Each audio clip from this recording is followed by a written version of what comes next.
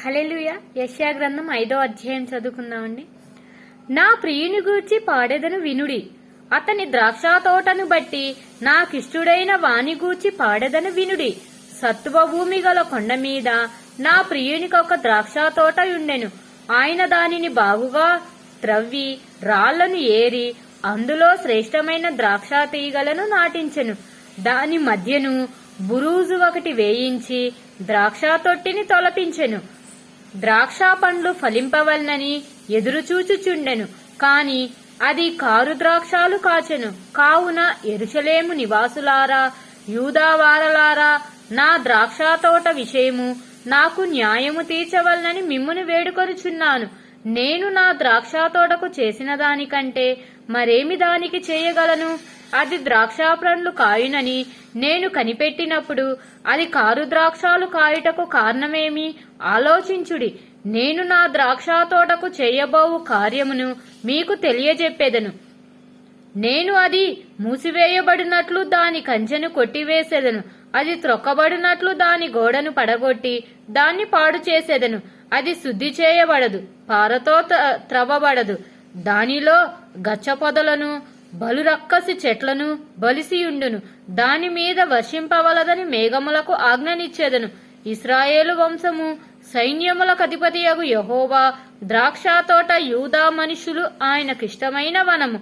ఆయన న్యాయము కావాలనని చూడగా బలత్కారము కనబడెను, నీతి కావాలనని చూడగా రోదనము వినపడెను. స్థలము మిగలకుండా మీరు మాత్రమే దేశములో నివసించినట్లు ఇంటికి ఇల్లు కలుపుకొని పొలమునకు పొలము చేర్చుకొను మీకు శ్రమ.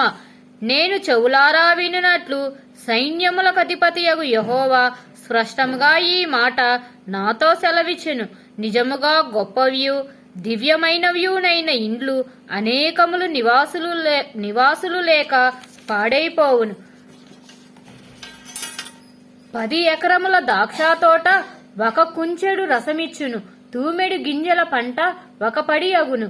మద్యము త్రాగుదుమని వేకువనే లేచి ద్రాక్షారసము తమకు మంట పుట్టించు వరకు, చాలా రాత్రి వరకు పానము చేయు వారికి శ్రమ. వారు సితారా, స్వరమండల, తంబూర, సన్నాయిలను వాయించుచు ద్రాక్షారసము త్రాగుచు విందు చేయుదురు, కాని యెహోవా పని యోచింపరు, ఆయన హస్తకృత్యములను లక్ష్య పెట్టరు. కావున నా ప్రజలు జ్ఞానము లేకయే చెరపట్టబడిపోవుచున్నారు. వారిలో ఘనులైన వారు నిరాహారులుగా ఉన్నారు. సామాన్యులు దప్పిచేత జ్వరపీడితులగుదురు. అందుచేతనే పాతాళము గొప్ప ఆశ పెట్టుకొని అపరిమితముగా తన నోరు తెరుచుచున్నది. వారిలో గనులును సామాన్యులను, ఘోష చేయువారును హర్షించువారును పడిపోవదురు. అల్పులు అనగద్రొక్కబడుదురు, ఘనులు తగ్గింపబడుదురు. గర్విష్ఠుల చూపు తగ్గును. సైన్యములకు అధిపతియగు యెహోవాయే తీర్పు తీర్చి మహిమపరచబడును. పరిశుద్ధుడైన దేవుడు నీతిని బట్టి తన్ను పరిశుద్ధపరచుకొనును. అది మేతబీడుగా నుండును. గొర్రె పిల్లల అచ్చట మేయును. గర్వించిన వారి బీడు భూమిని విదేశీయులైన కాపరులు అనుభవింతురు. భక్తిహీనతయను త్రాళ్లతో దోషమును లాగుకొను వారికి శ్రమ. బండి మేకుల చేత పాపమును లాగుకొను వారికి శ్రమ. వారు ఇట్లనుకొనుచున్నారు, ఆయనను త్వరపడనిమ్ము, మేము ఆయన కార్యమును చూచున్నట్లు ఆయనను దాని వెంటనే చేయనిమ్ము. ఇశ్రాయేలు యొక్క పరిశుద్ధ దేవుని ఆలోచన మాకు తెలియబడినట్లు అది మా ఎదుట కనబడనిమ్ము. కీడు మేలనియు మేలు కీడనియు చెప్పుకొని చీకటి వెలుగనియు వెలుగు చీకటనియు ఎంచుకొని వారికి శ్రమ. చేదు తీపి అనియు తీపి చేదనియు ఎంచుకొని వారికి శ్రమ.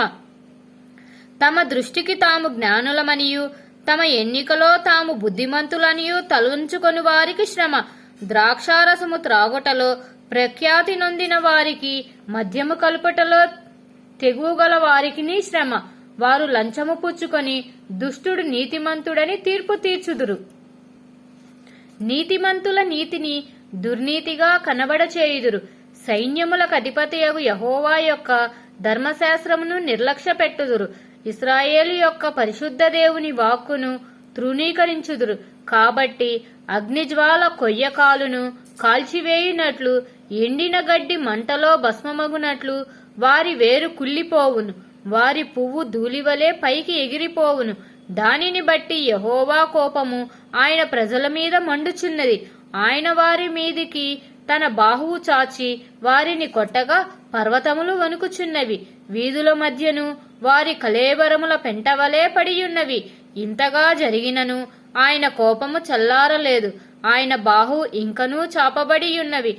ఆయన దూరముగానున్న జనులను పిలుచుటకు ధ్వజమునెత్తును. భూమి అంతము నుండి వారిని రప్పించుటకు ఈలగొట్టును. అదిగో వారు త్వరపడి వేగముగా వచ్చుచున్నారు. వారిలో అలసినవాడైనను త్రొట్టిల్లువాడైనను లేడు. వారిలో ఎవడునూ నిద్రపోడు కునకడు. వాడి నడికట్టు విడిపోదు. వారి పాదరక్షకులు కలవారు తెగిపోదు. వారి బాణములు వాడిగలవి. వారి విండ్లన్నీయూ ఎక్కు పెట్టుబడి ఉన్నవి. వారి గుర్రములు డెక్కలు చెకుముకి రాళ్లతో సమానములు. వారి రథచక్రములు సుడిగాలి తిరిగినట్టు తిరుగును. ఆడు సింహము గర్జించినట్లు వారు గర్జించుదురు.